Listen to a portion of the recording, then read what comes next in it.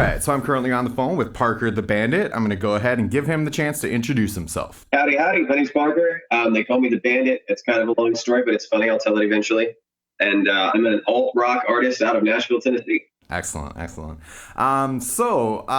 Give me a bit of your background. Tell me about how you first encountered music. What about it was inspirational and motivating to you? Totally. Yeah. So it's kind of funny. When I was a kid, I hated music. It's really weird. So I grew up on basically Southern gospel and classical music. That was the only music that I ever heard. And I was like, this is lame. Why do people pay money for music? And then eventually my dad just randomly bought me this little electronic drum kit for Christmas when I was like 12. And I thought it was stupid. And I felt bad that my dad had spent money on it. So I played around with it, just to look like I cared. And anyway, it had these little songs on it where you could learn how to play drums and stuff. And you could turn off different pieces of it and kind of learn. And so I was trying to do that. And I stumbled across a couple of rock songs on there, just cheap little MIDI things. And I was like, hold up, I like that. What is that? And so I started playing along with these rock songs on the drums and eventually discovered some different rock bands. And that kind of started intriguing me in music in general for the first time at 12. Awesome. So you didn't really have kind of the traditional, I've always loved music kind of, claim to it. You definitely, at first didn't like it because of the environment that you were brought up in. Once you kind of went into the more secular side of music, what do you think about it? What do you think it was about that really kind of pulled you into it? The first thing was just the energy, with rock music and alternative music, just, being able to just turn that on and just feel alive. For me, that's what it's about. My other side hobby is cars. And for me, just driving and listening to just energetic music, it's just, that's an adrenaline rush. And that's what connects me with music for the most part. Okay. And then did you continue playing drums all throughout, getting into teenage years and then adulthood, or did you branch out into any other instrumentation? Yeah, it's kind of funny. So after I got pretty proficient with drums, basically, first of all, I was homeschooled, and so I had nothing better to do. And so I would play drums for 6 to 8 hours a day. And I got to the point where that was I was like, man, I want to be a drummer, and that's what I want to do for my life, But then I realized I'm so isolated. I don't have an outlet to actually connect with other musicians. So if I want to make it, I'm going to have to do it myself, And so that's what drove me to pick up other instruments so that I could write. And so I picked up bass guitar, and then I picked up electric guitar, and then I started singing eventually. And I just started songwriting with some online buddies of mine, kind of pen pal situation. And that's kind of what started the ball rolling with actually trying to be an artist. Okay. And so from your description of it, it sounds like you didn't go through kind of the traditional channels of soliciting other musicians through social media or Craigslist or anything like that. Right. Yeah, it's actually way weirder than that. So when I was 13 or 14, my entire social life was on this website for Legos. And so I'd be on lego.com and chit-chatting with other kids about, building toys. And that's where I made a couple of friends who we exchanged emails and we started songwriting together. And that's how they actually moved here from Colorado when we were in our teenage years, start pursuing music with me. It was so not the traditional way at all. It was just kind of a freak accident where it's oh, you like the same bands as me, and we both play instruments. Let's just chit chat, and it just kind of that's how my first band started, sneaking around the moderation on a children's website. Yeah, I think you're the first person I've interviewed that has met their band members via Legos. Yeah, it's pretty wacky. Cool. And that's the short version. So you mentioned that they moved from another location to where you're at. How did kind of, those first steps go? Yeah, it's pretty funny. So basically what happened was we would co-write songs over Google, whatever their version of FaceTime was called. And I would track really awful demos at home in Audacity, just whatever free program I could get. And I knew they were bad. So when I would put them online, I would put them up for free because I was I'm just trying to get my name out there. And there was a website called, I think it's called Reverb Nation. Sure. And that was my main outlet to share my crappy little demos. And anyway, since I put them for free, they got spun easier, and it ended up putting us in whatever. On this particular website, we were in the top 5 rock bands in Nashville, and 2 of them didn't even live here. And it was so stupid because the demos were truly horrendous. But anyway, so this show came through at like, I think it was at Rocket in like 2015, and they were like, they saw us on Reverb and they were like, hey, we're looking for some rock bands. And so I called my buddy from Colorado and I'm like, I don't know how, but you need to get down here in January because we have a gig. And so they flew down, and when they got to my house, they just walked in and we didn't even say a word. We just walked in and went straight to the music room and started writing and playing music. And we rehearsed nonstop for like 3 days straight. And we went and played this little gig at Rocketstown, and off we went. Awesome. Very cool. So how long has it been then since, everybody got together to where we are now and you're working on Parker the Bandit? Yeah, man. So my first band, little high school band that I was telling you about, we ended up rebranding and starting over right out of high school.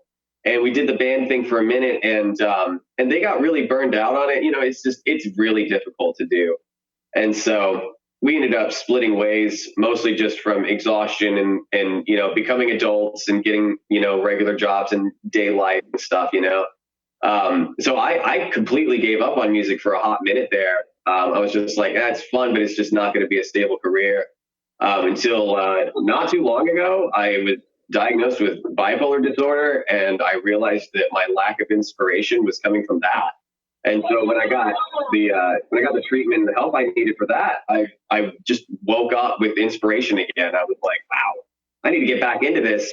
But at this point, I didn't have a band, and so I just started writing some songs on my own and making some little demos in GarageBand again. And sooner or later, I showed it to a friend of mine, and he was working for a management company and was like, bro, you need to do this. Like, this is really unique and really fun. And so he talked me into actually giving it a real shot again. And so here we are, doing a solo rock project and just trying to make it work on my own. So you mentioned that there is a story behind the whole Parker the Bandit name. What is that story? Sure. Okay. So there's two pieces to it. The first one is, I'm sure you're familiar with the Outlaws, Bonnie and Clyde. Oh, sure. So Bonnie Parker is like a relative of mine from like way back up in the family tree from Texas. Oh, crazy. And so that is part of the Bandit thing, like the outlaw thing. And then the other piece of it was, the movie Smokey and the Bandit from the 70s? Oh, sure. Yep. I had a 79 Trans Am, was my first car. Me and my dad would fix up old muscle cars. And so people around Franklin, Tennessee would see me driving around. And there was so many times random strangers would come up and be like, aren't you the Bandit? I'm like, yeah, I guess that's me. That's actually a pretty unique way to come across your stage name. I like it. That's cool. Yeah, thank you. Awesome. So what are you guys working on now? Are you in the studio writing or doing shows? What do you think you have ahead of you at the moment? Right. So first of all, I got a new song coming out on the 28th. I'm doing a lot of promotion that I'm building up for that. I just dropped my first music video today. And then, so as far as like writing and recording goes, I just kind of do that constantly. Just anytime I have an idea, I just go like track it out. And then I come back around to it when I feel inspired by it again, and I'll finish it up. But for now, I've got a backlog for a song a month for the next year. And so I'm pretty much just going to be cranking out single after single. That's great. So it sounds like you're kind of leaning more into the new age, a single a month kind of thing rather than like the traditional full-length EP release. For sure. I'm more than happy to make an EP or an album, but I'm waiting for it to like matter, Once there's people who are asking for a solid, 6 to 12 tracks of Parker, they'll get it, Sure, definitely. So with the amount of time that, you've been working on music, hating music to becoming, an enjoyer and writer of music, what are some of your favorite memories that have happened to you around music and your journey with it?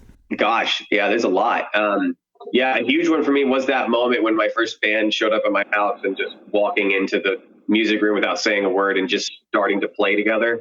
That was just a crucial moment for me where I was like, well, I'm meant to do this, Our first show was awesome. I remember getting up there and the stage lights and stuff, you can't see anybody out there. When I stepped up on stage, there was like 15 people there.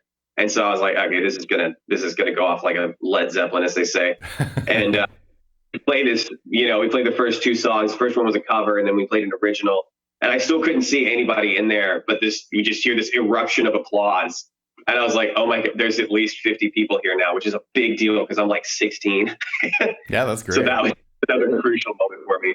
Other than that, just different shows that I've been to that were super inspiring. Like Panic at the Disco is my favorite artist. I was lucky enough to see him twice before he split, and that was all of that's just like just fuels my creativity, you know. Awesome. And then going back to the release and everything, are you guys going to be doing shows then? That's the plan. Yeah, I'm building my live set right now. So my sound is very electronic.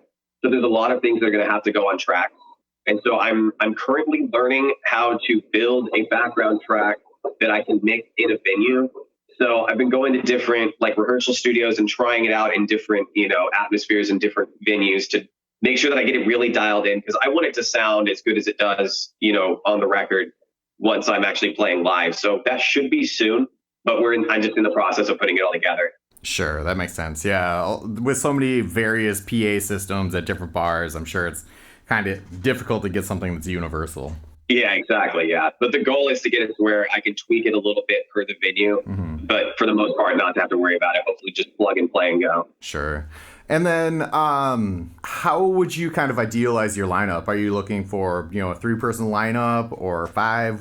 Who would be your musicians? Yeah. So my goal right now is for it to just be me and a guitar player. I have like an amp modeling system that I use. And so the goal is to be very, very easy to load in and out. And since the drums on my songs are very electronic, I don't need a live drummer yet. But the goal is to start gigging with just me and a guitar player and a background track, have some little bit of cool imagery and stuff on stage, some sort of props and stuff. But I got a few plans for that. But in the future, I would love to have a full band backing me. But I'm trying to make it as simple as possible for now. So sure, yeah, that's very common these days. All right. Well, where can people find your stuff and listen to you? Yeah, so it's all over the place. I have all of my songs are on every streaming platform under Parker the Bandit.